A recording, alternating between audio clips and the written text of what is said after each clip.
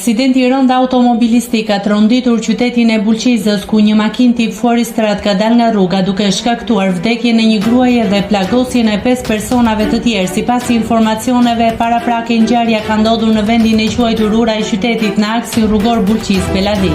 Automjeti drejtoi nga shtetasi Edmir Zogu, i cili ka humbur kontrollin mbi timonin duke bërë që makina të dalë nga rruga dhe të përfundojë jashtë asfaltit. Si pasojë e aksidentit të rënd, ka humbur jetën në vend bashkëshortja e tij, 31 vjeçaria Matilda Zogu. Ndërkohë, drejtuesi i mjetit dhe 4 pasagjerë të tjerë kanë mbetur të plagosur dhe janë transportuar me urgjencë drejt Spitalit të Traumës në Tiranë për ndihmë mjekësore më të specializuar.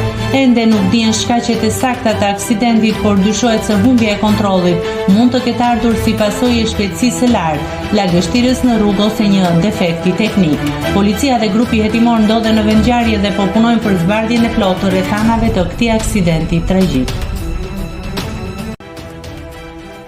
Nëse klikoni mbi butonin subscribe, do t'ju shfaqen të gjitha publikimet tona. Ju ftoj t'i bëni subscribe kanalit, të pëlqeni videot dhe të lini komentin tuaj.